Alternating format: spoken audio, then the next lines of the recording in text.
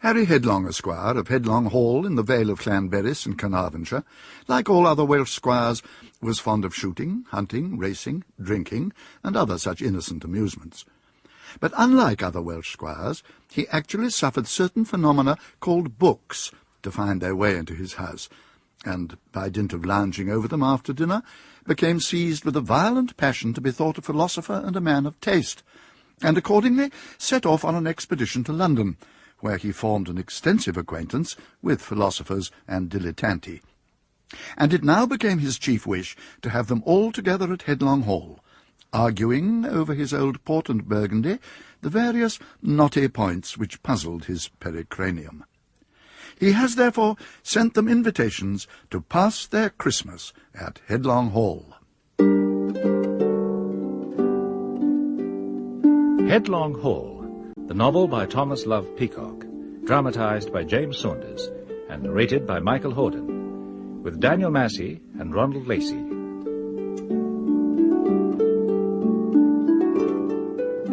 Thus, as the first light of a December morning peeps through the windows of the Holyhead Mail, it brings to view 4 of the guests, dozing, as best they may, one in each corner. The day is none of the finest. Quite the contrary. You believe it is of the finest? Excuse me, he means surely contrary to the finest. Precisely. I agree. Absolutely.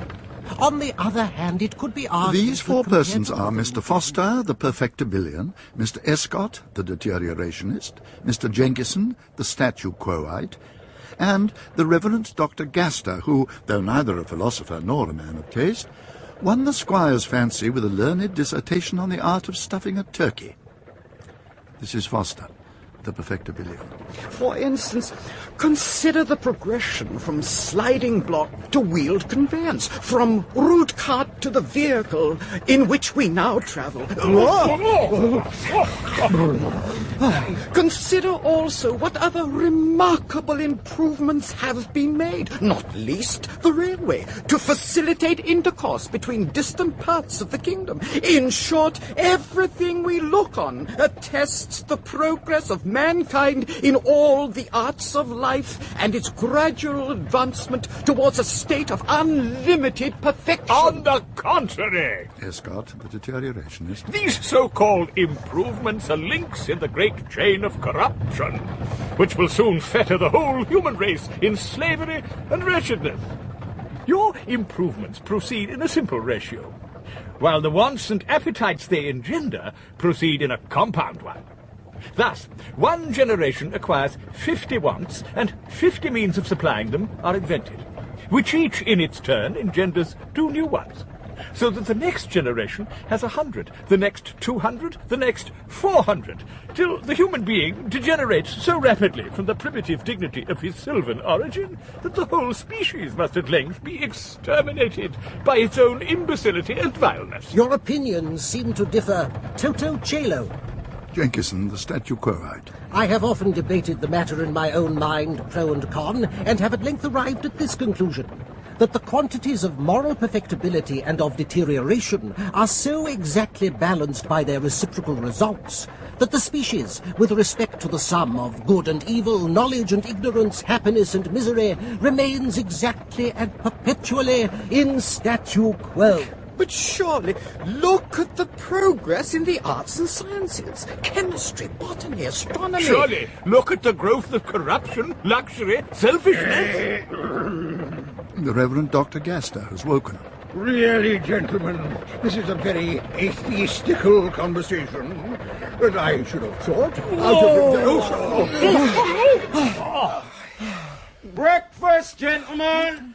News which so gladdens the ears of the divine that his alacrity in springing from the vehicle superinduces a distortion of the ankle, and he is obliged to limp into the inn between Mr. Escott and Mr. Jenkinson, the former observing, My point! Evil abounds and multiplies. Why be surprised at a sprained ankle? and the latter, My point! What prettier a balance than the comfort of a good breakfast set against the pain of a sprained ankle? Let us leave our three philosophers and the unfortunate divine, and look in for a moment at Headlong Hall, where Squire Headlong is superintending operations prior to the arrival of his guests. Multitudes of packages have arrived by land and water. Books, wine, cheeses, turkeys, telescopes, tongues, quadrants, sextants, fiddles, flutes, figs, spices, air pumps, soda water, French horns, bottled ale and porter, scenery for a private theatre, pickles and fish sauce, barrels of oysters, fruits and confections, salt salmon, and jars of Portugal grapes.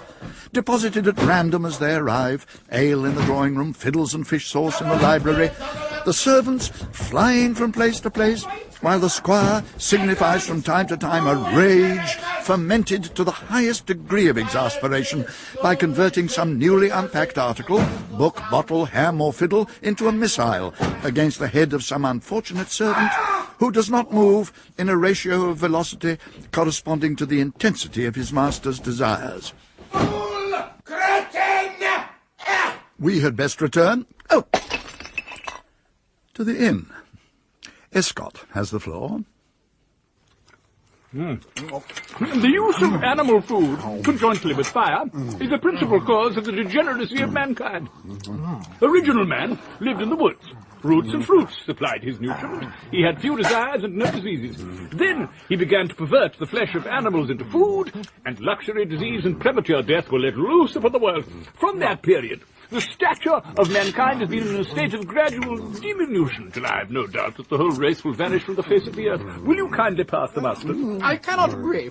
Foster, perfectibillion. The use of fire was necessary to give being to the various arts of life, which will finally conduct the race to a pure and perfect felicity. There is much to be said on both sides. Jenkinson, statu quo. And until the question be resolved, I content myself with eating whatever is placed before me, fruit or flesh, cooked or raw. I am really astonished Reverend Gaster. at these heterodox opinions.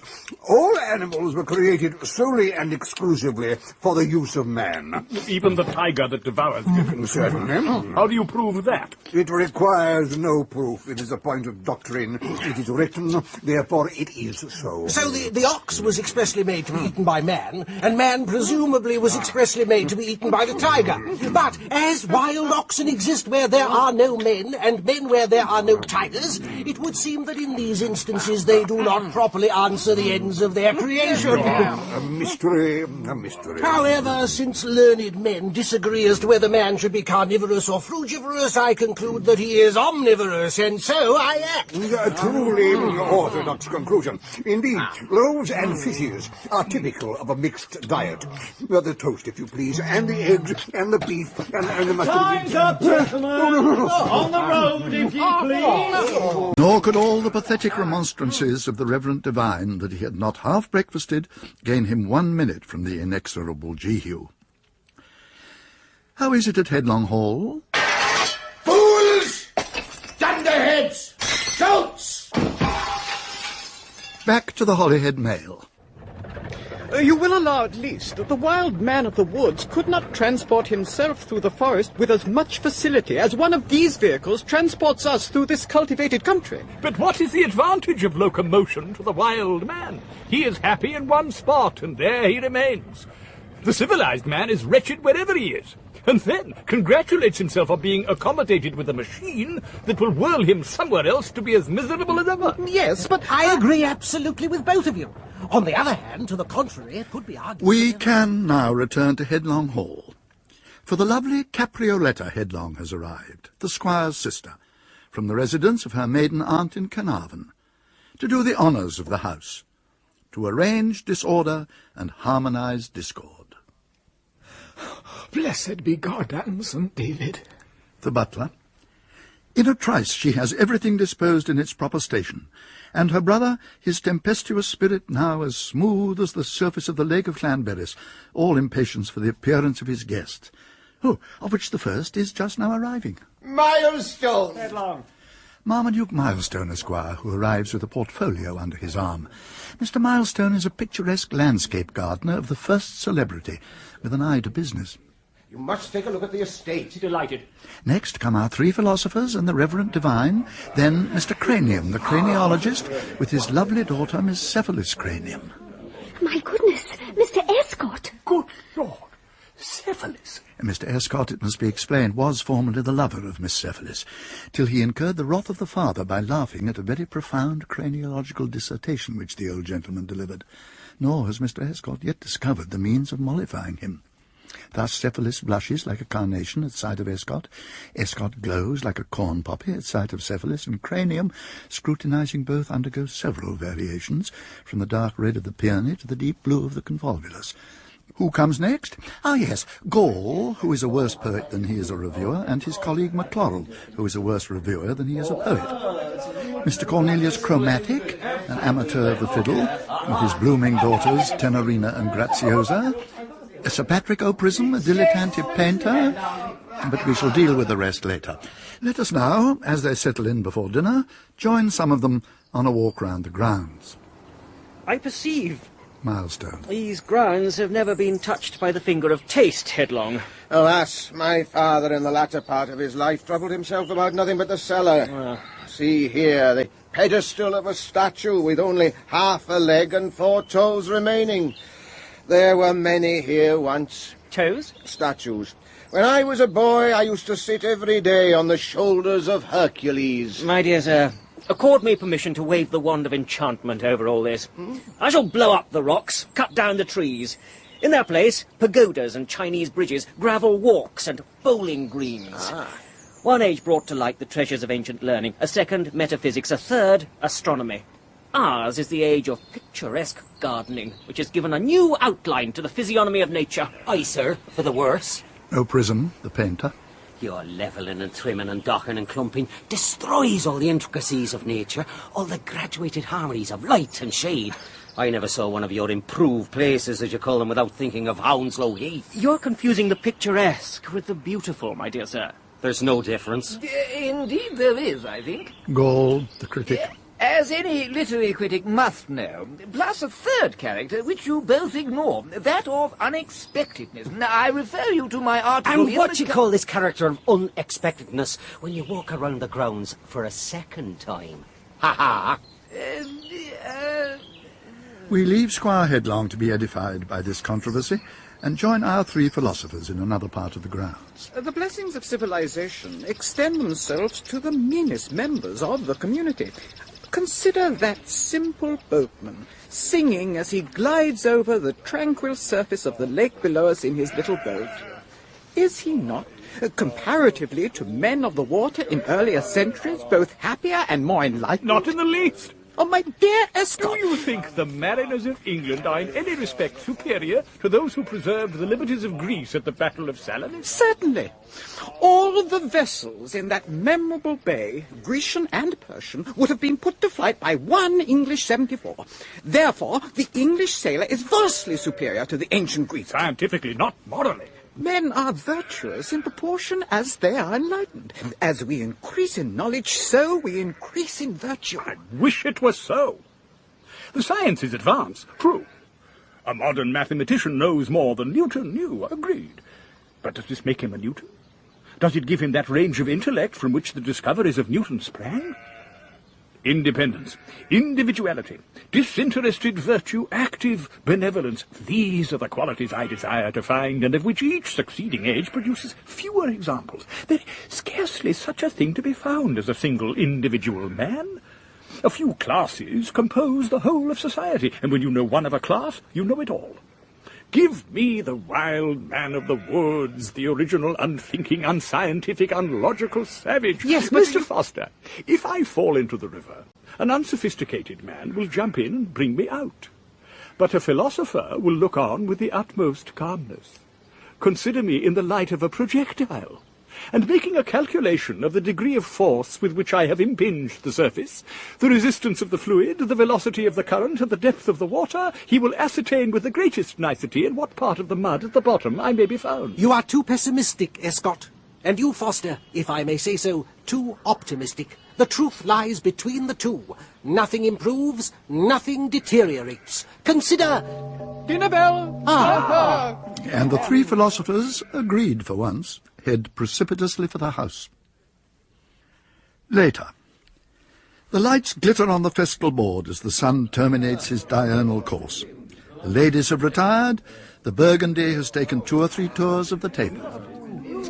Push about the bottle, Mr. Escott. It stands with you.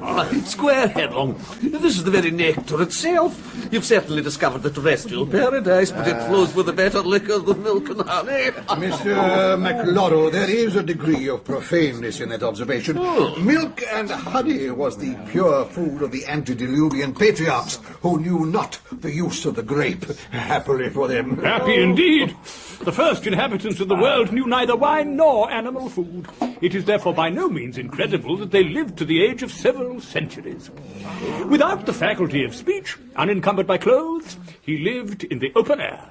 His first step out of which, as Hamlet truly observes, is into his grave. In process of time he began to build, whence grew villages, then cities.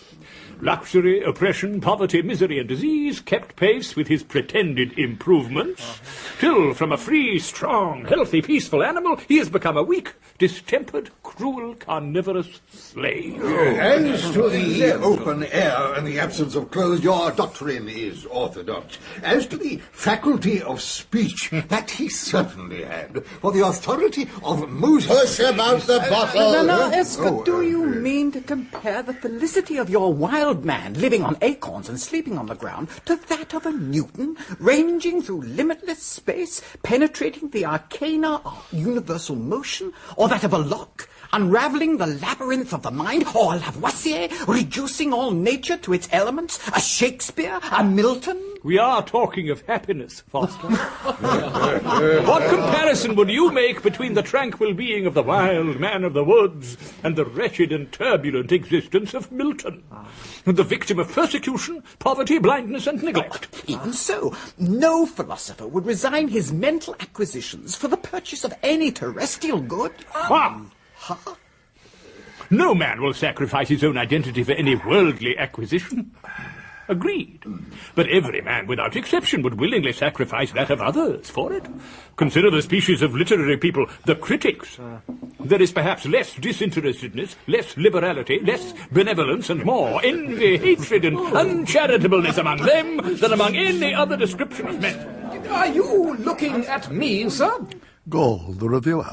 I happen to be looking at you, sir. One must look somewhere, or close one's eyes. But you allude, I presume, sir, to the review which MacLaurel and I produced. How could I, sir, when I've never read a single page of it? Never read our review? I look on periodical criticism in general to be a species of shop where panegyric and defamation are sold. That trade can do without my encouragement. You are perhaps, sir, an enemy of literature in general. If I were, sir, I should be a better friend to critics. And the basis of your objection? Periodical criticism disseminates superficial knowledge. It checks the habit of thinking for oneself. It delivers partial opinions and thereby misleads the judgment. It is never conducted with a view to the general interests of literature, but to serve the interested ends of individuals. Will that do? You can, sir. A man must live. While he can live honourably and justly, Mr. MacLaurel, he must live. Otherwise, he need not. Every man, sir, lives according to his own notions of honour and justice. Only there is a wee difference among the learned with respect to the definition of the term. I believe it is generally admitted that one of the ingredients of justice is disinterestedness. Not among the philosophers of Edinburgh. There is no such thing there. What? It is all a matter of individual feeling. A peasant saves a man's life, let us say, for the same reason that a footpad cuts his thrapple. And a philosopher delivers a man from a prison for the same reason that a prime minister puts him into it, because it is conformable to his own particular feelings of the moral and political fitness of things. Gaster! Oh, wake the Reverend Doctor, someone.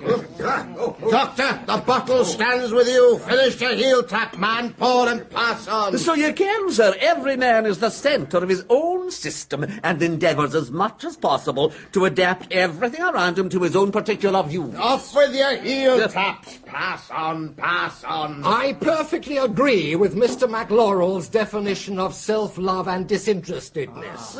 Cranium. Every man's actions are determined by his views, and those are determined by the shape of his skull. A man in whom the organ of benevolence is not developed cannot be benevolent. He in whom it is so cannot be otherwise. The organ of self-love is prodigiously developed in the greater number of subjects that have fallen under my observation. Also the organs of hypocrisy, avarice, destructiveness, and covetousness.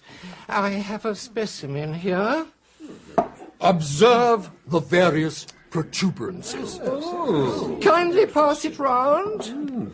This skull belonged to Sir Christopher Wren. Did he take an interest in craniology? I mean, it was his own. His skull as a young man, I would say. Which way does one pass a skull? Note the highly developed organ of constructiveness. Ah, the organ of building, not, of course, natural to the featherless biped, when he lived in a natural state of innocence under a tree. The tree of life, yes, till he had tasted of the forbidden fruit. When the organ of constructiveness was added to his anatomy. As a punishment for his transgression. I should say, to redress an unnatural imbalance in nature, since he was becoming too contented. It then led him to the building of cities and proved the greatest curse of his existence. Memento mori! Come, Sir Christopher, have a bumper of brandy. Headlong has the skull. A very classical application, Squire Headlong. The Romans were in the practice of exhibiting skulls at their banquets, and sometimes little skeletons of silver, as a silent admonition to the guests to enjoy life while it lasted. Sound doctrine, Mr. McLaren. I question that. The vinous spirit has a great influence on the deterioration of the human race. Oh, on the contrary, it has been said to exalt the imagination and fire the genius. Laudibus arguitur vinae vinosus homerus. Homer must have been a wino from the way he goes on about it. The use of wine is pernicious in excess, but useful in moderation. It kills some, but saves the lives of others. Absolutely. Pass the bottle. Well, Sir Christopher does not seem to have raised our spirits. Chromatic, favour us with a specimen of your vocal powers. Something in point. With pleasure. Cornelius Chromatic. In his last bin. Oh, wait, can't you fiddle with it? With what, Sir Harry? Here, take this. Oh, right. In his last bin, Sir Peter lies, who knew not what it was to frown. Death took him mellow by surprise, and in his cellar stopped him down.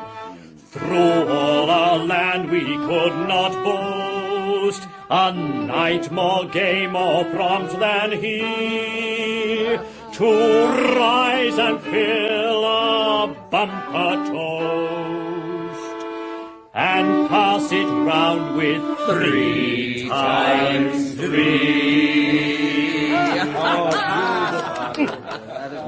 He kept at true good humour's mark the social flow of pleasure's tide. He never made our brow look dark, nor caused a tear but when he died.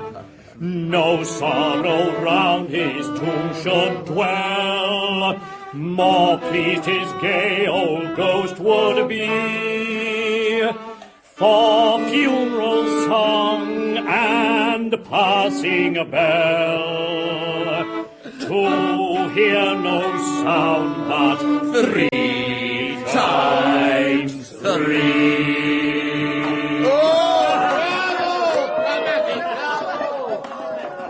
At this point, Mr. Panscope emerges from a deep reverie. Panscope is a chemical, botanical, geological, astronomical, mathematical, metaphysical, meteorological, anatomical, physiological, galvanistical, musical, pictorial, bibliographical, critical philosopher who has run through the whole circle of the sciences and understands them all equally well. Hark, he speaks. I have heard with the most profound attention everything which the gentleman on the other side of the table there... Escort, sir. Thank you, sir, which Mr. Escott has thought proper to advance on the subject of human deterioration. And I must take the liberty to remark that it augurs a very considerable degree of presumption in any individual to set himself up against the authority of so many great men as may be marshalled under the opposite banners of the controversy, such as Aristotle, Plato, St. Chrysostom, St. Jerome, Simonides, Gronovius, Hemster Husius, Longinus, Sir Isaac Newton, Thomas Paine, Dr. Paley, the King of Poland, Cicero, Monsieur Gautier, Hippocrates, Machiavelli, Milton, Collis Cibber, Boiardo, Gregory Nazianzus, Locke, D'Alembert, Boccaccio, Daniel Defoe, Erasmus, Zimmermann, Solomon, Confucius, Zoroaster, and Thomas à Kempis.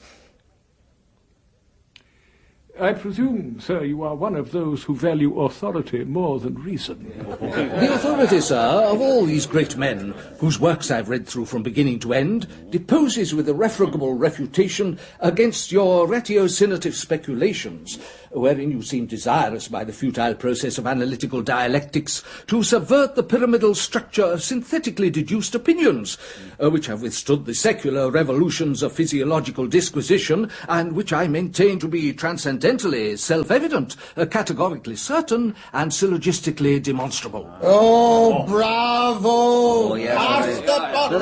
The very best speech that ever was made! With only the slight disadvantage of being unintelligible. Sir, as Dr. Johnson observed on a similar occasion, I am not obliged to furnish you with an understanding. I fear, sir, you would have some difficulty in furnishing me with such an article from your own stock. Still, sir, do you question my understanding? I only question, sir, where I expect a reply, which from things that have no existence I am not visionary enough to anticipate. Very well, sir. I take the liberty to put in plain terms that all your opinions are extremely absurd. I should be sorry, sir, to advance an opinion that you would not think so. Death and fury, sir! Say no more, sir. I accept your apology. Apology? You have lost your temper, which I consider equivalent to a confession that you have the worst of the argument. Lightning the devil, sir! No civil war here! Temperance! In the name of Bacchus! A glee! Music hath charms to bend the knotted oak. Sir Patrick, you'll join. O Prism, the painter. Troth with all my heart, for by my soul I'm bothered completely, begone by Jesus. Agreed then, you and I and Chromatic. Bumpers, come, strike up. A heel tap, I never could bear it. So build me a bumper of claret. Let the bottle pass freely, don't shirk it, nor spare it. But a heel tap, I never could bear it. No twilight, but Bacchus rules orders. No drinking, no shrinking, no drinking in corners. Let us moisten our places, still thirsty and porous. No drinking, no shrinking, no drinking in corners. A heel tap, I never could bear it. So fill me a bumper of claret. Let the bottle pass freely, don't shirk it, nor spare it. But a heel tap, I never could bear it. At which point the little butler waddles in with a summons from the ladies to tea and coffee. After a short debate... We shall go immediately. The longer we stay here, the more we shall deteriorate. The transition from bottle to female society is an indisputable amelioration of the state of a sensitive man. I am just as well in one place as another. The ladies are certainly more picturesque. More visually harmonious pyjamas. Indispensable for a romantic duet. St. Paul, I think, will forgive us. The question is put and carried by a large majority.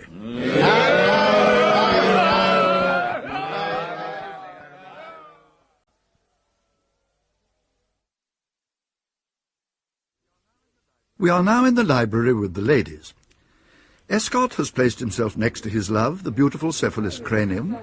Cranium himself, his bumper belligerent soothed by the balm of Burgundy, has laid aside much of the terror of his frown, while Foster has joined the lovely Caprioletta Headlong, the squire's sister. In a corner, Panscope, the polymath, enraged by Escott's cool contempt of him, sits sipping his coffee and planning revenge, of which more later. Milestone, the improver on nature, meanwhile, has produced his portfolio for the edification of Miss Tenorina Chromatic, the musician's charming daughter, and to help his case with Headlong. This, you perceive, was the natural state of one part of the grounds of Lord Littlebrain, a most satisfied user of my little talents. A thick, gloomy wood, you see? A stream dashing pointlessly from one place to another, all overshadowed by these rebellious boughs. The sweet, romantic spot. How beautifully the birds must sing there on a summer evening. Your taste is at fault, Miss Tenorina. Look, here is the same place, corrected. See the beautiful curve of the gravel walk. Clumps of the old wood, you see, in a wonderful symmetry. The stream has become a canal with smooth banks sloping to the water's edge. And there is Lord Littlebrain rowing in an elegant little boat. Oh, magical faith. Another view of the original grounds. A large rock. Mountain ash rooted in its fissures, all overgrown with ivy and moss to no apparent purpose. And from here bursts a little fountain that wastes itself, running down its rugged sides. Oh, how beautiful! How I should love the melody of that miniature cascade. Beautiful? Hideous, Miss Tenorina. Common and popular. Now, observe the metamorphosis. The rock is cut into the shape of a giant. In one hand he holds a horn through which the fountain is thrown to a prodigious elevation. In the other is a ponderous stone so exactly balanced as to appear ready to fall on the head of any person who happens to be beneath. And there is Lord Littlebrain walking under it. Oh, egregious, my Jupiter. You shall cut me a giant before you go, Milestone. Good. I'll order my little corps of pioneers. In a week you'll not know the place. At this point, mercifully, the beautiful Cephalus, summoned to her harp, cuts short further instruction.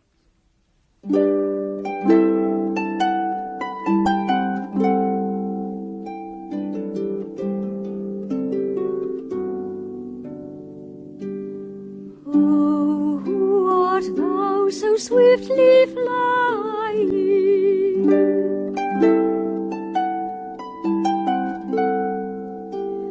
My name is Love, the child replied. Swifter I pass than south wind sighing, or streams through summer vales that glide. And who art thou his flight pursuing?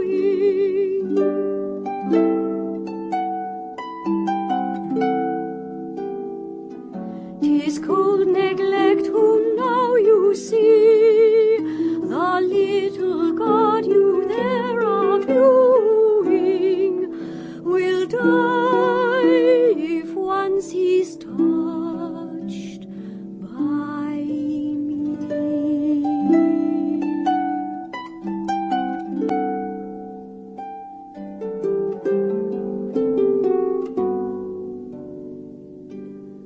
Oh, who art thou so fast proceeding?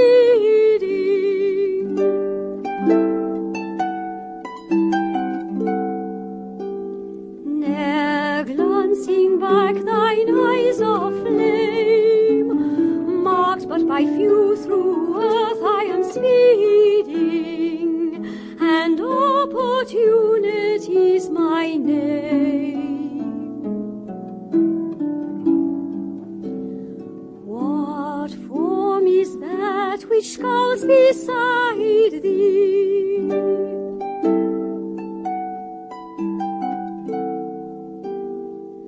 Repentance is the form you see. Learn then the fate yet might betide thee. She sees as them who sees not me.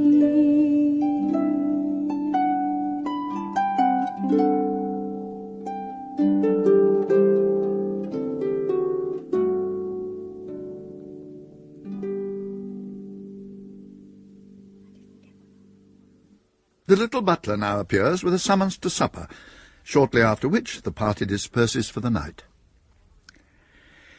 The following morning. Oh, Lord, rebuke me not in thy wrath, neither chasten me in thy hot displeasure.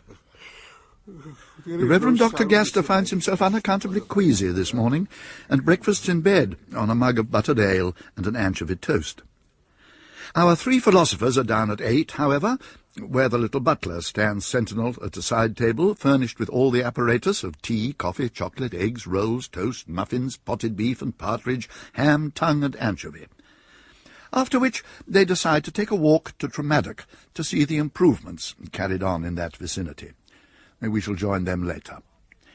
Meanwhile, Headlong and Milestone appear, and agree, over muffins and partridge, to visit a ruined tower within the grounds which Milestone thinks he can improve.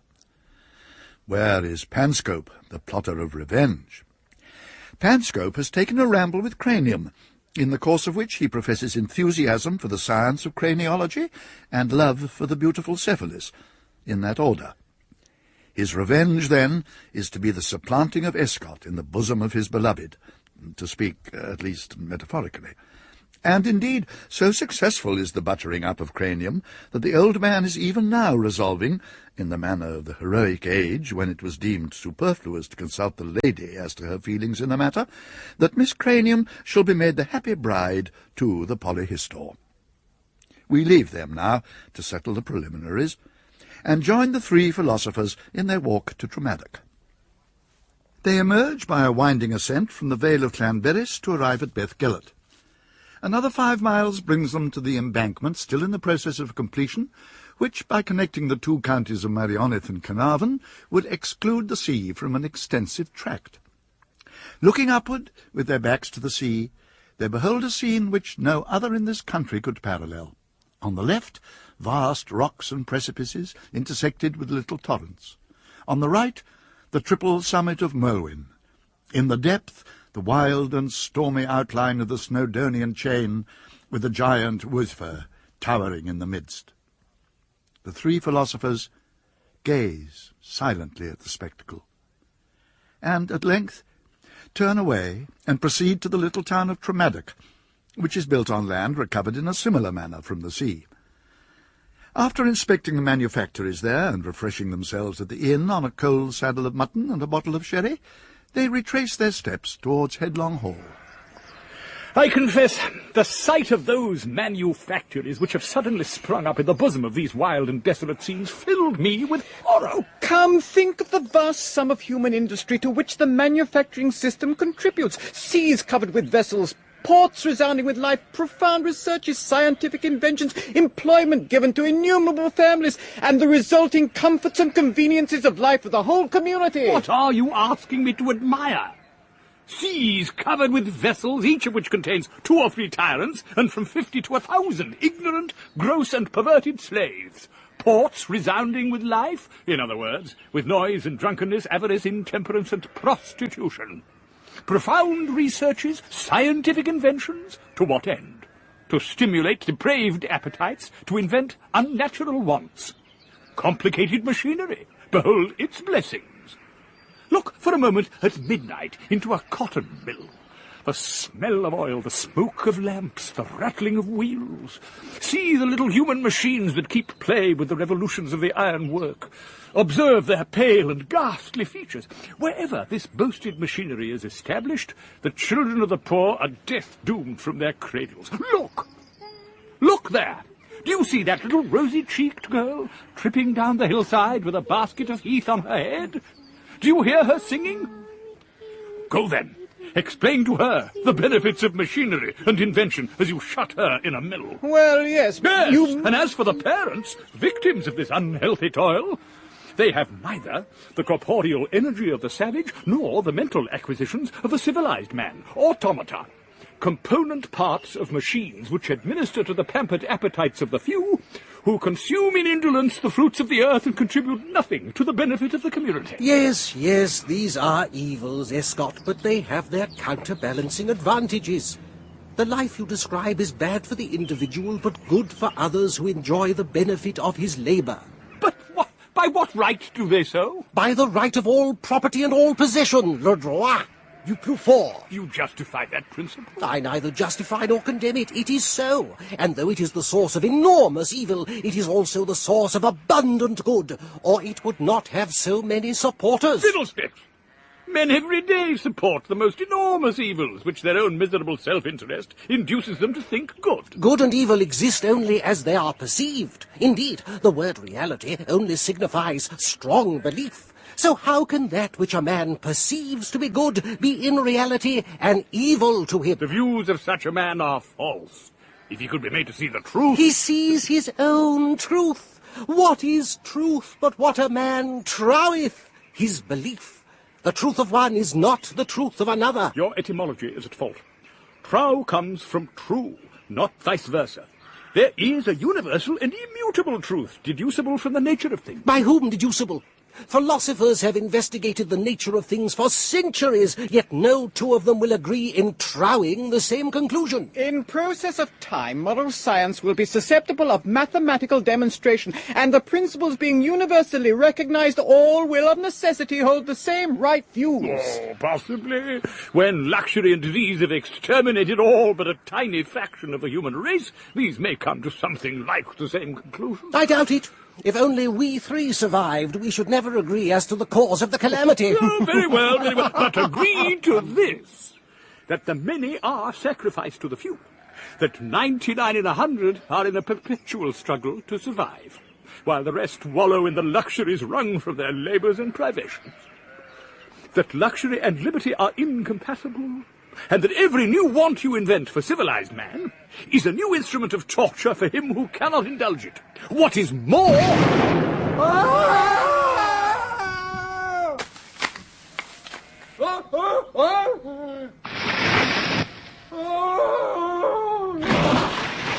Good God, what the devil was that? To explain what the devil that was, we must, by a trick of dramatic legerdemain, retrace our temporal steps a little.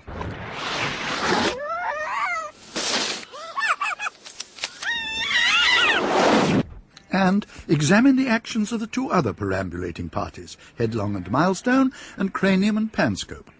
Now, in all the thoughts and actions of Headlong, it should be said, there is a remarkable alacrity of progression, which almost annihilates the interval between conception and execution.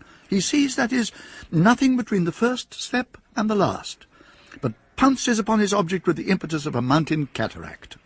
Thus, when Milestone remarks, as they stand by a ruined tower on a projecting point of rock, all overgrown with ivy... This ivy requires clearing. Then, with a polishing of the walls, a plantation of spruce and juniper there, and the conversion of the present rugged and broken ascent from the landside into a beautiful turfed slope, you'd have something to look at. Oh, if I had some gunpowder, Gunpowder? I have gunpowder. And he bounds back to the house and returns almost immediately, accompanied by the little butler, a dozen servants with pickaxes and powder, a stove and a poker, together with a basket of cold meat and 2 or 3 bottles of Madeira. Milestone superintends the excavation of the rock, the insertion of the powder into the apertures, the laying of a train. The squire then seizes the poker. Stand back! Stand back! And applies it to the train, so that the ignition runs hissing along the surface. At this moment, however... There's someone on the tower, look you! There's someone on the tower, look you! Oh, so there is. What's to be done, Milestone? Nothing, no need. The tower should be safe if my calculations are correct.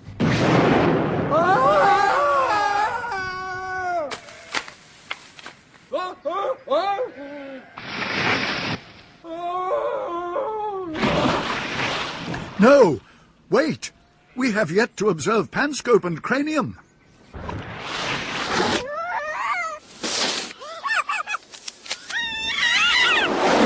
For they it is who have ascended the tower and stand on its summit.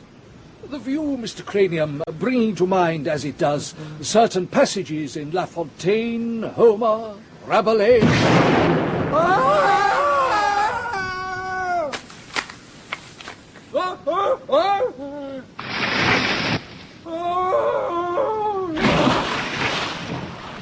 Milestone's calculations are correct. Cranium, however, not knowing this, and how could he, bounds under the elastic influence of terror several feet into the air. His ascent being a little out of the perpendicular, he descends with a proportionate curve from the apex of his projection and alights not on the wall of the tower, but in an ivy bush by its side, which, giving way, transfers him to a tuft of hazel at its base, which in turn consigns him to the boughs of an ash rooted in a fissure, which finally transmits him to the waters below. Thus.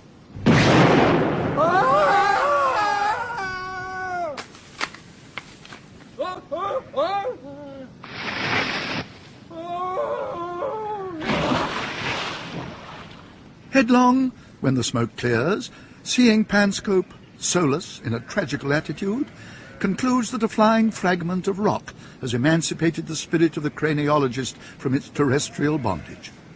It is left to Escott, a person of great natatorial skill, to plunge to his assistance and bring him to the shore. Bravo! Well done, Mr. Escott! Cranium, my dear fellow, how are you? Now tell me, how much water have you swallowed? Oh, most dangerous stuff in the world, never to be taken internally. I won't have it in the house. Here, drink this. A bumper of Madeira, then another to be safe, after which the party returns to Headlong Hall. The squire takes care that Cranium is seated next to him at dinner, and plies him so hard with Madeira to prevent him from taking cold that long before the ladies send in their summons to coffee, every organ in his brain is in a complete state of revolution, and the squire rings for 3 or 4 servants to carry him to bed, observing that he is in an excellent way for escaping any ill consequences that might have resulted from his accident. Jenkinson, the statu quoite, forbears to remark upon it, but the episode illustrates perfectly his contention that every ill is attended by a counterbalancing good. For the beautiful Cephalus, thus freed from her father's surveillance, is enabled, during the course of the evening, to develop to his preserver, Escott, the full extent of her gratitude. Oh, who art thou so swiftly flying?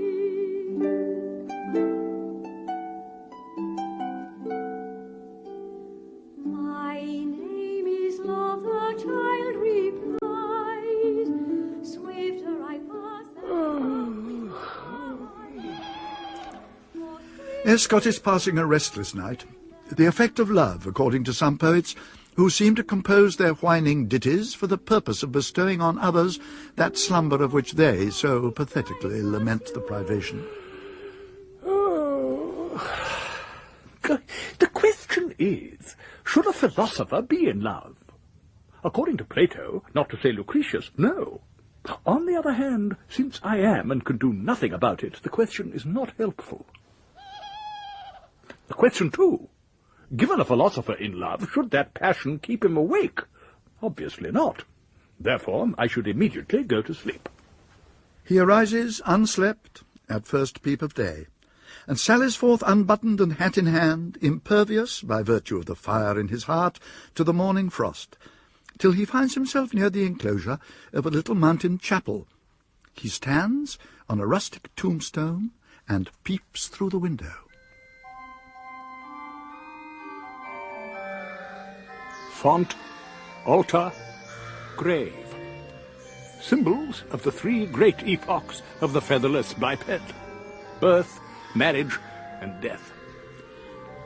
The middle item of the Trinity arrests his attention, and his imagination places a very picturesque group in the little chapel. Cephalus in bridal apparel, her friend Caprioletta as bridesmaid, Cranium giving her away, and Gasta intoning the ceremony. But who is this as groom? A demon of mistrust insinuates itself into the storehouse of his conceptions, and in place of himself, his imagination sees... Panscope! Oi mai kakodaimon, kai tris kakodaimon, kai tekrakis, kai pentakis, kai dodekakis, kai muriakis. Me miserable and thrice miserable and 4 times and 5 times and 10,000 times miserable. God bless us, 'tis the devil himself. This from the sexton, entering the churchyard. God bless your honour, I took you for the devil. I assure you I'm not. Yes, how could you be? On concentrated ground, look you. Though for all that, I have seen him more than once. In the days when old Nanny Llwyd of Llyn Isa was alive, God deliver us, a terrible old witch she was, to be sure, and I had to dig a grave, look you. But I brought 2 cocks with me, and tied them by the leg to a tombstone, and dug, and the cocks crowed, and the devil kept his distance, though, to be sure now, if I hadn't been brave by nature, as I should be, for my father was Owen, ap Llwyd, ap Griffith, ap Shenkin, ap Williams, ap Thomas, ap Morgan, ap Parry, ap Evans, ap Rees, a fine preacher, and a lover of Cwrw. Ale. I'd have thought, just now, you see, you was the devil calling Nanny Llwyd. God bless us, to be sure, she should have been buried in the middle of the river, where the devil can't come, as your honour must know. Yes, indeed. Though, to be sure, Owen Thomas of Morvabach will have it that once coming back from the inn he saw a strange figure with 5 horns, God save us, sitting on Hugh Llwyd's pulpit, which, your honour must know, is a big rock in the middle of the river. Of course, he was mistaken. To be sure he was, for the devil must have been sitting on a piece of rock in a straight line from him on the other side of the river, where he used to sit, look you, while Hugh Llwyd was on his pulpit, and they used to talk across the river, for Hugh Llwyd never raised the devil, except he was safe in the middle of the river, which proves that Owen Thomas was mistaken, do you see? Yes. I perceive you have a very deep insight into things, and can therefore facilitate the resolution of a question concerning which, though I have no doubt on the subject, I am desirous of obtaining the most extensive and accurate information. Your honour, look you, to be sure... You have been sexton here, man and boy, 30 years. Hamlet, Act 5, Scene 1. God bless us, look you, how did you know that then? During that period, you have, of course, dug up many skulls of people of ancient times. God bless you, sir, skulls as old as the world. Will you show me a few? Will you take your Bible oath you don't want them to raise the devil with? Willingly. I have an abstruse reason for my inquiry. Oh, an obtuse reason. That alters the case. You'll come with me, if you please, to the Bone House. What did your honour have in mind? Something extraordinary? Something look at this, look you. Now, this... A skull of extraordinary magnitude. ...is the skull, I swear by St. David, of Cadwallader. Cadwallader? How do you know? By disreputable reasoning, your honour. He was the biggest man that ever lived, and this is the biggest skull I ever found, you see. Now, look you then. Nothing could be more logical. My good friend, will you allow me to take this skull away with me? St. Winifred, bless us, would you have his ghost haunt me for taking his head out of concentrated ground? For look you what his epitaph says. Ye that my bones shall ill bestow, look you, leak in his ground shall never grow, look you. My dear fellow, you ill bestow them in confounding them with those of these degenerate dwarfs of later generations. I will have this illustrious skull, look you, bound with a silver rim and filled with wine, with this inscription: Nunc tandem, signifying that the pernicious liquor has at last found its proper receptacle, for when the wine is in, the brain is out. Saying which, he pressed $1 into the hand of the sexton, who instantly stands spellbound by the talismanic influence of the coin, and walks off in triumph with the skull of Cadwallader. The majority of the party is assembled when Escott enters the breakfast room, holding it proudly aloft. Miss Tenorina, starting up in terror at the sight of the fearsome relic, causes the subversion of a cup of chocolate, which a servant is handing to Gaster, into the nape of the neck of O'Prism, who, rising impetuously... "I'll clap an extinguisher in the farthing rustlight of the rascal's light, begotter!" pushes over the chair of Milestone, who, catching at the first thing to hand, which happens to be a corner of the tablecloth, draws it with him to the floor, involving plates, cups and saucers in one promiscuous ruin.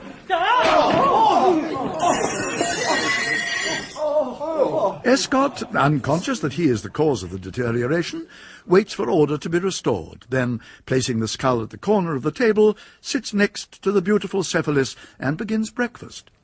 Cranium's eyes are on the skull. You seem to have found a rarity. Indeed. Cracking an egg. May one ask... Of course. Spreading toast. But what That's to say, This skull is the skull of a hero. Palai katatethiotos. Long dead. None less, in fact, than Cadwallader. Oh, treasure of treasures. Observe this skull.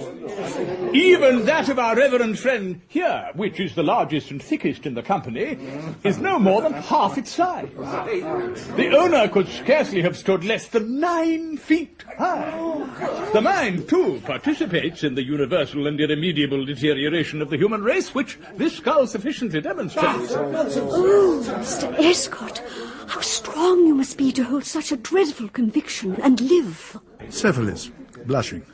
Then what a misuse of strength! Leaving aside the fallacy of your opinion, Escott, nothing could be more calculated to produce the very evils it appears to lament than to freeze into despair all the progressive faculties of the human mind. On the contrary, Foster.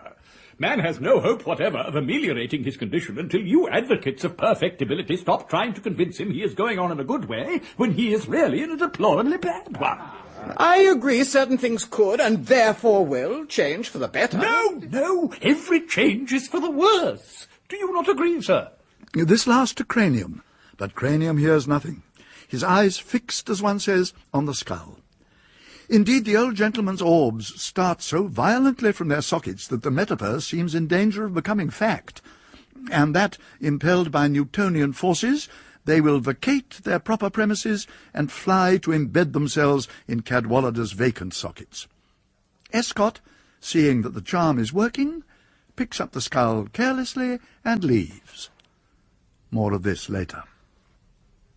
Tradition attributes the foundation of the annual Headlong Christmas Ball to Headlong ap Breakneck ap Headlong ap Cataract ap Pistol ap Rider ap Headlong, who lived about the time of the Trojan War. The ball is indeed an era in the lives of all the beauty and fashion of Carnarvon, Merioneth, and Anglesey. The guests will assemble at dinner and depart the following morning after breakfast. Sleep in the interval is out of the question. We are now in the dining hall. Dinner, on this occasion a secondary object, has been dispatched, the cloth and the ladies removed, and the bottle is on its rounds. Now Cranium stands and is about to address the company. Ladies and gentlemen, his bump of absent-mindedness is prominent. The golden age of mental phenomena, which has lain buried in the deepest vein of the mind of physiological research, is now, by a happy combination of practical and speculative investigations, grasped firmly in the hands of physiognomical empiricism.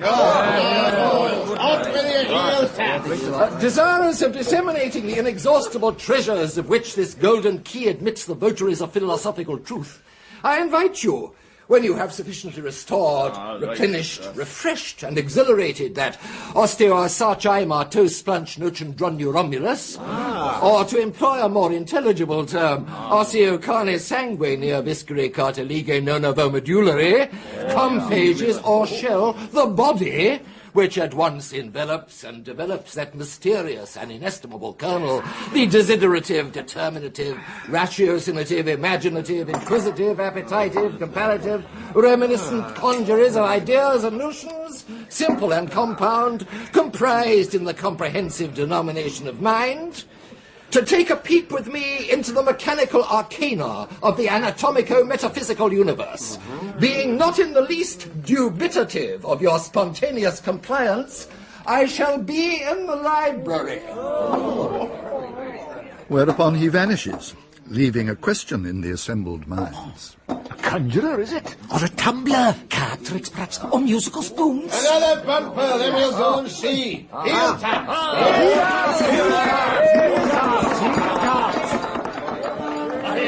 A heel tap, I never could bear it. So fill me a bumper of claret, that the bottle pass freely, don't shirk it nor spare it. But a heel tap, I never could bear it.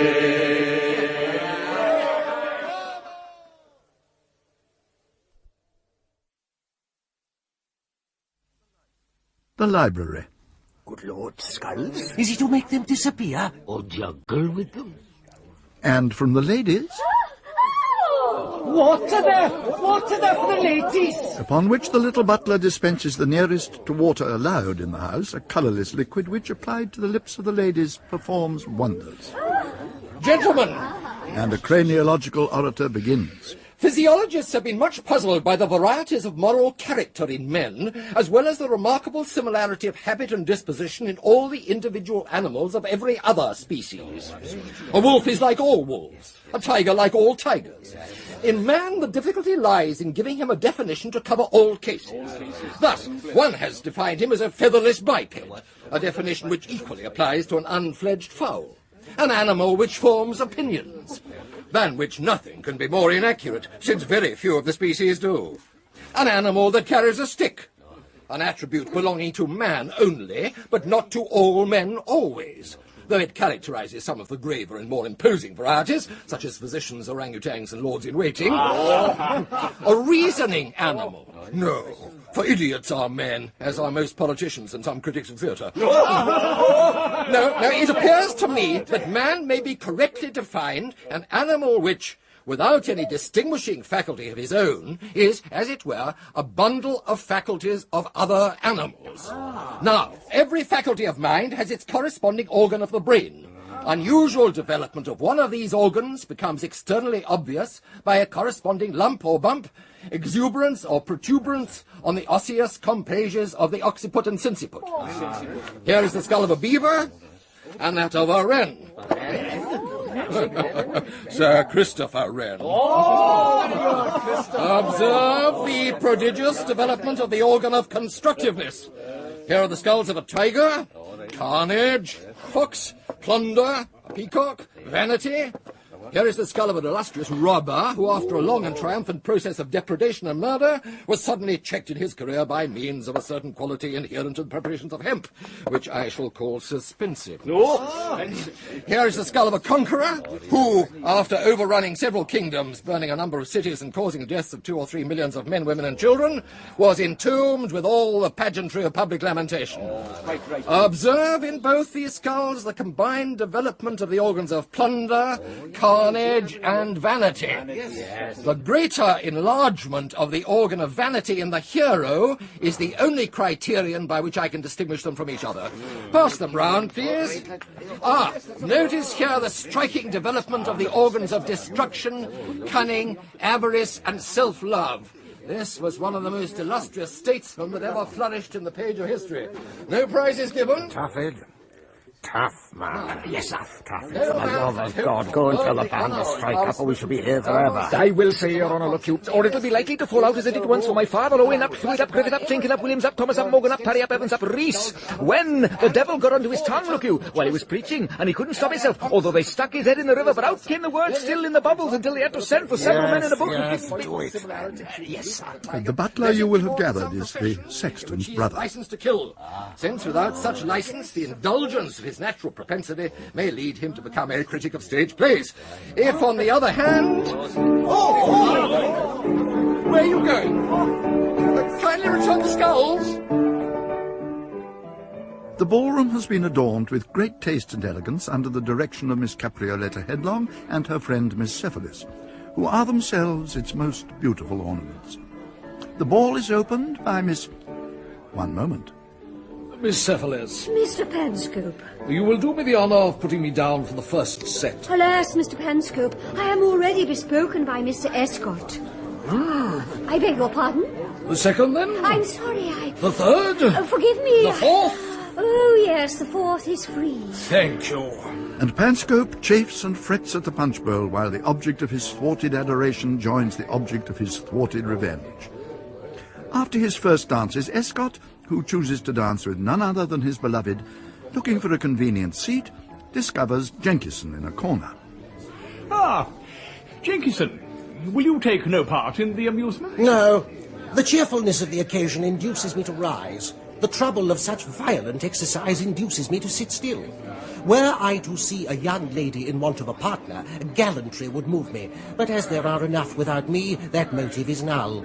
I have been weighing these points pro and con and remain in statu quo. But you dance, I see. Is it in spite of the dreadful state you think the world in, or because of it? I believe you guess my motive for dancing. Yes. But you are right to question my behavior. I have great objections to dancing. You don't enjoy it? That is not relevant. Wild and original man was a calm and contemplative animal. The stings of natural appetite alone aroused him. Then surely in your own... I say you, let me continue.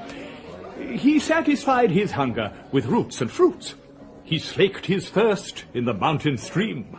Sumisgetai te epitukuse. Reference to the casual slaking of another thirst. And returned to his peaceful state of meditative repose. Now, let us imagine this tranquil and passionless being meditating the simple question: where am I, whence do I come, and what is the end of my existence? Then, place before him suddenly a fiddler and a fop in silk stockings and pumps, skipping, capering, and throwing himself about. Then, let some perfectibilian genius explain to him that after a long process of ages, his race shall have attained such an advanced stage of perfectibility that creatures such as he sees before him will meet by hundreds, night after night, to grin and caper from sunset to sunrise. Would he not, do you think, groan from his inmost soul for the lamentable condition of his posterity? I agree there are things to be said against dancing. On the other hand... You are about to say that it has the advantage of bringing young persons together, which grants a liberty of innocent intercourse between them while preserving a scrupulous attention to the delicacy and propriety of female conduct, which is the fundamental basis of all our most valuable social relations. Well, yes. And what is the essence of this species of intercourse which we desire to promote between the young people? False colours, Jenkinson, hypocrisy and coquetry. Studied smiles powder over the pockmarks of ill temper. Ignorance and folly take refuge in that unmeaning gabble it would be a profanation to call language, which has been branded small talk. Small indeed, the absolute minimum of the infinitely little. My con side agrees, Escott, but on the pro side... The ballroom is the epitome of all that is most worthless. Every petty and malignant passion is called into play. Coquetry is constantly on the alert to captivate, caprice to mortify, and vanity to take offence. An amiable female is rendered miserable for the evening by seeing another in a more attractive gown than her own, who enjoys her triumph with the arrogance of an oriental sultana. Another is pleased to dance with the monster she abhors, for the consolation that she is at least annoying one of her dear friends, who thus hates her as heartily as she hates the friend, but all with a smile. And the men? Oh, the men are no better, not much better. And all these malignant and miserable feelings are masked under the uniform disguise of a pretended benevolence. That fine and delicate irony called politeness, which gives so much ease and pliability to the mutual intercourse of civilized man and enables him to assume the appearance of every virtue without the reality of one. Rousseau. Now I know what you are going to say. Oh, excuse me. But before Escott has time to tell Jenkinson what he was going to say, the set of dances is terminated, and he flies off to reclaim the hand of the beautiful Cephalus, with whom he figures away with surprising alacrity. And is probably at least as happy as were he a wild man sitting on a rock contemplating the beginning and end of existence.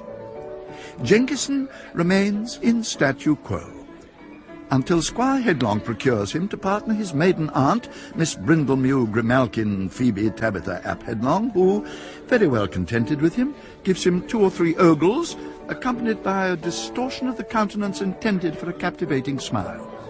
For his part, it being all one to him with whom he dances, or whether he dances at all, he is neither more nor less pleased than if he had been left alone in his corner. Thus they dance till supper.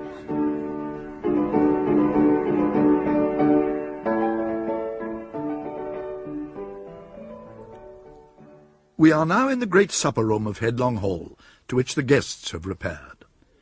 The centre of the room is dominated by a great table, on which stands a model of Snowdon, from near the summit of which, from a tarn or mountain pool, milk punch cascades inexhaustibly down the miniature rocks to where, falling into a capacious lake below, it washes the mimic foundations of Headlong Hall. Thus, in contemplating art, we come to an appreciation of nature. I confess I have never seen Snowdon to better effect. The Reverend Doctor, tasting of the lake. Now, Chromatic, time to sing for your supper. Whereupon, with the assistance of his two accomplished daughters, he regales the ears of the company with the following terzetto. Great twilight, from her shadowy hill, this colours nature's vernal bloom, and sheds on grove and field and rill one placid tint of deepening gloom.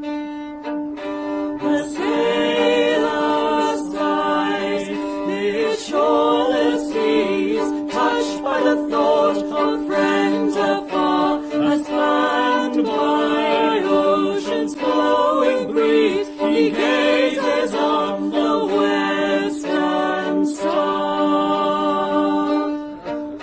The wanderer hears in pensive dreams the accent of the last farewell, as pausing by the mountain stream, he listens to the evening bell. Very fine, very fine. But do you not think the final figure would be more picturesque, Chromatic, if the mountain stream were dammed to form a circular lake in the My centre dear of which... Milestone, as a gentleman of modern taste, you surely pay no attention to the words of a song, which are at best only species of pegs on which to hang crotchets and quavers. Hootsman! McLaurel. Did he again sound that sound without sense is as worthless as a prinked drapple? What is the scrape of a fiddle but a scrattling gut screek if it doesn't touch any chord in the human sensorium? Notes are the pegs to hang the words on. It's what they're fit for. The rest is nothing but scrawking and squealing. You go too far, sir. Can you say that this needs words? That, sir, is beyond words. Ah, there is but one instrument which is the exception to the rule. The bagpipe!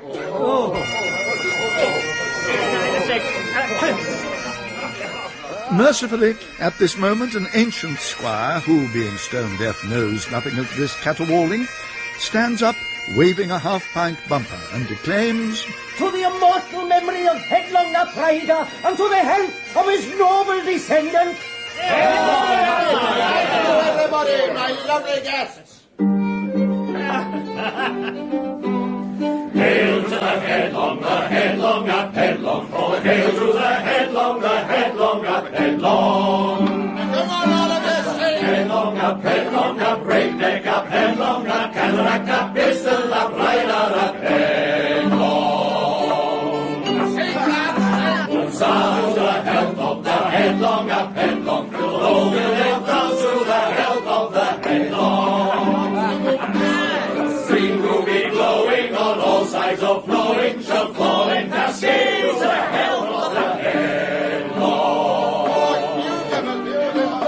The headlong, up, breakneck, up cataract, up pistol, up rider, up headlong.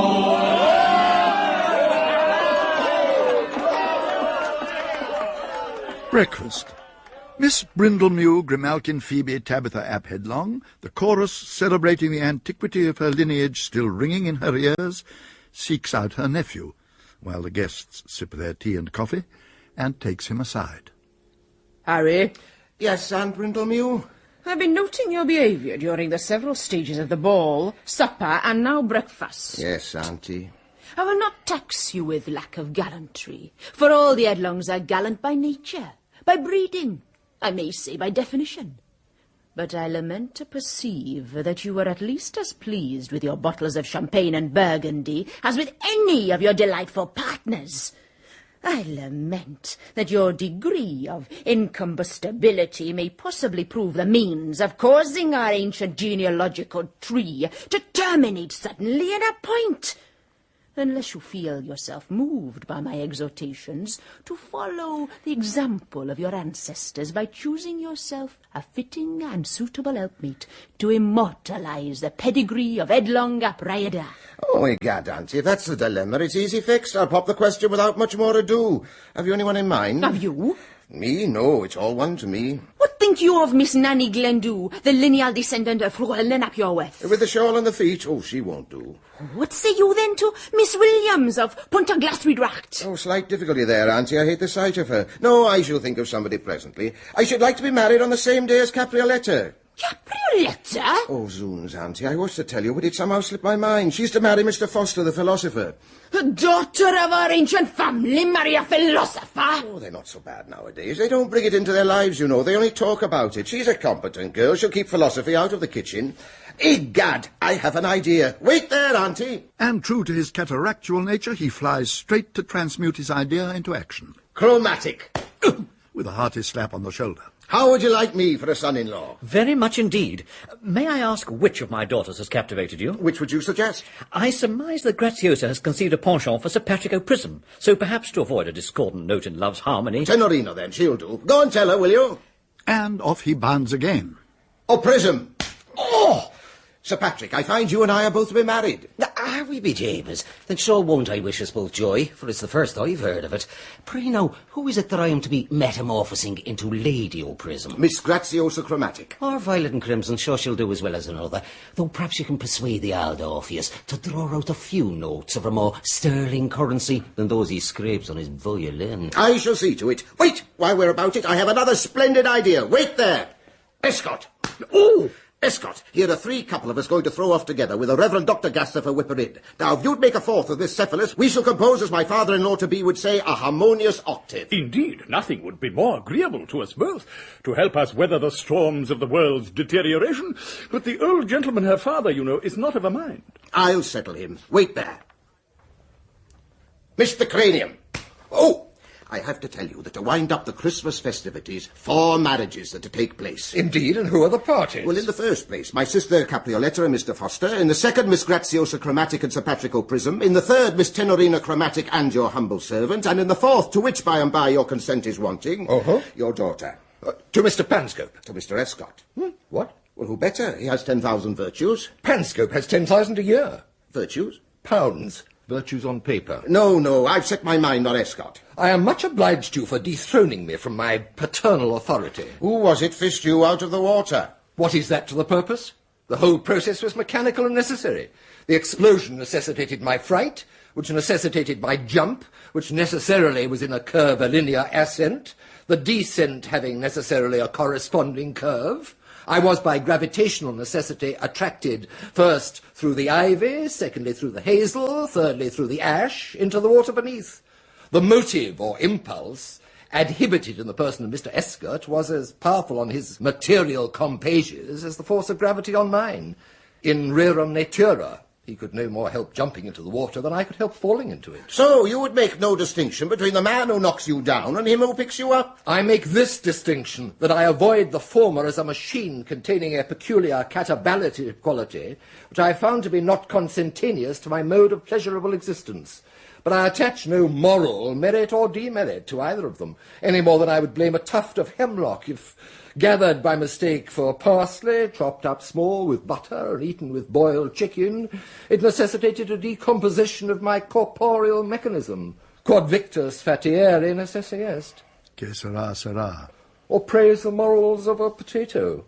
But you are necessitated to like potatoes and to dislike hemlock. Only in a digestive or gastronomic sense. Oh, very well. Then you are necessitated to like Escott better than Panscope in a paternal-legal sense. That is a non sequitur. Then this is a sequitur. Your daughter and Escott are necessitated to love one another, and unless you feel necessitated to inhibit your consent, they will feel necessitated to dispense with it. Really? To be sure. Cranium falls into a profound reverie. Then... Do you think Escott would give me that skull? Skull? What skull? The skull of Cadwallader. Oh, to be sure. Ascertain the point. Well, how can you doubt it? If it were mine, I should not part with it for anything on earth, least of all for a wife. Wait here. Escott! Oh! I told you I'd settle him. You have? There is, however, a hard condition attached to his compliance. I agree. To what? To whatever it is. The absolute and unconditional surrender of the skull of Cadwallader. I resign it. Wait there. Cranium. Oh, the skull is yours. Then I am satisfied. Good. Escott. Oh, the lady is yours. I am the happiest man alive, for what that is worth.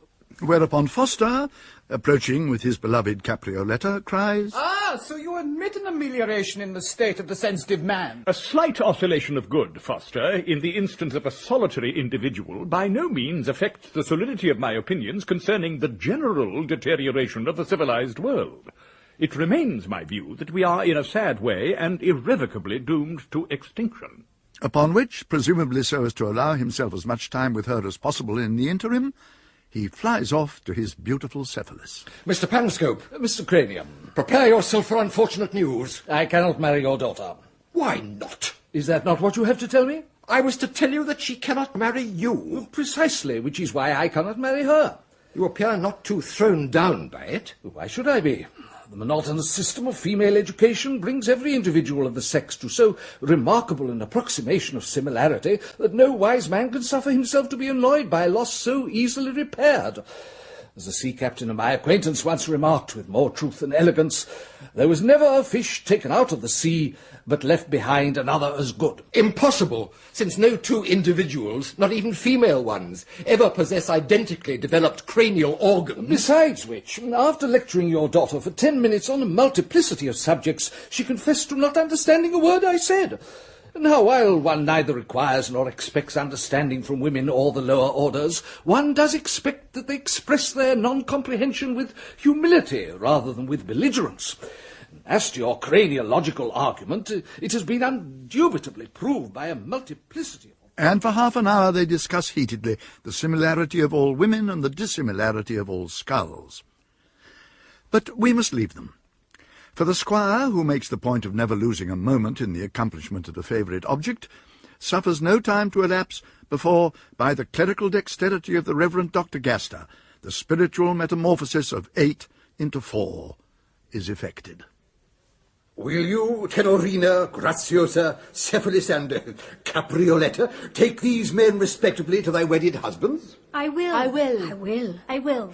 Will you, Harry, Patrick, Percy, Thomas, take these respective women to thy wedded wives? I will. I will. I will. I will. The ceremony is over. The whole party is dispersed.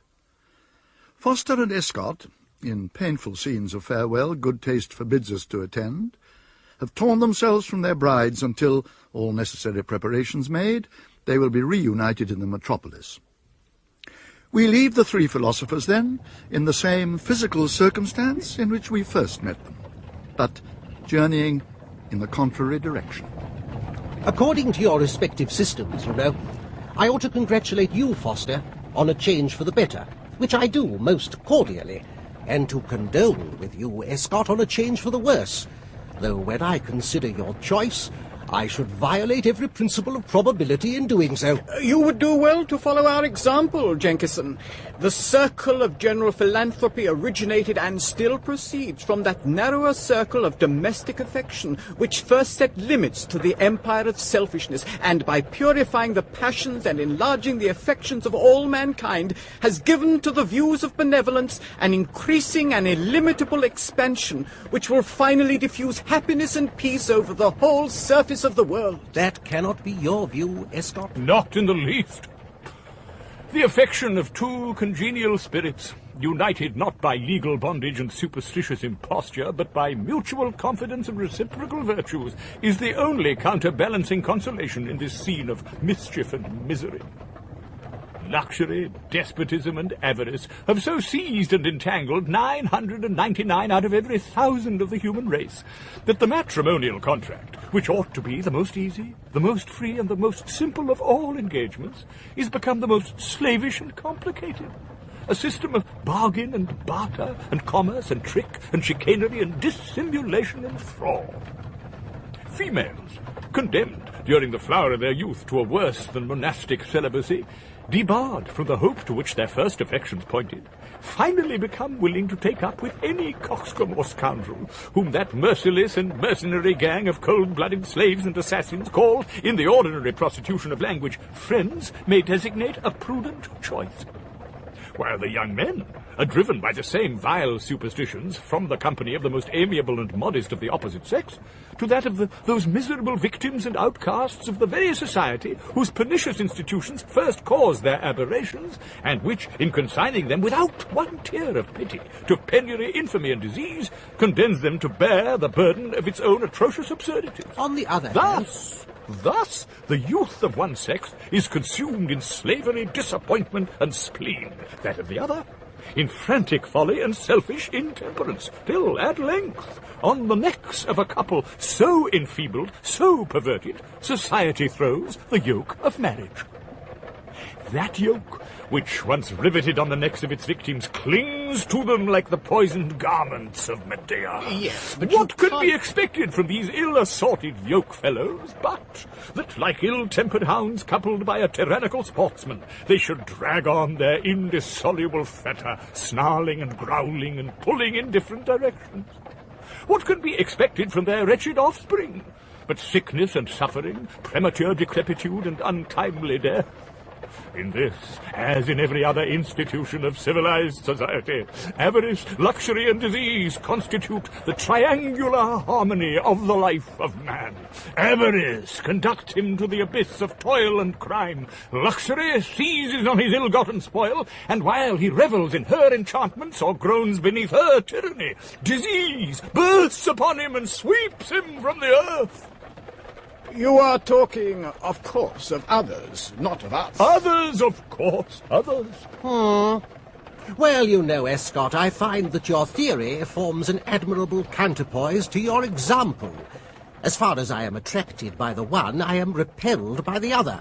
Thus, the scales of my philosophical balance remain eternally equiponderant, and I remain in statu quo. Headlong up, headlong, all the hail to the headlong up, headlong. Come on, all of us, headlong up, breakneck up, headlong up, cataract up, pistol up, rider up, headlong. Sound to the health of the headlong up, headlong, to the low will down to the health of the headlong. Stream ruby glowing on all sides of flowing shall fall in cascades to the health of the headlong.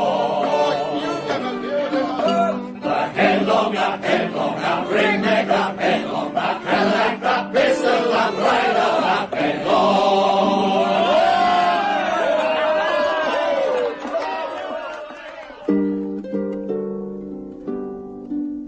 Headlong Hall by Thomas Love Peacock was dramatised by James Saunders and narrated by Michael Hordern. Daniel Massey played Escott, Ronald Lacey Foster, John Grillo Jenkinson, John Horsley Cranium, William Simons Headlong, Andrew Branch Milestone, Alan Dudley Gaster, Simon Cuff Gall the Sexton, Richard Tate O'Prism, Michael Deacon McLaurel, John Baddeley Chromatic, Norman Bird Panscope, Polly James Cephalus, Joan Walker Aunt Brindlemew, and Caroline Gruber Tenorina. The music was composed by Terence Albright and played by Catherine Adams and Skylar Kanga. The play was directed by Matthew Waters.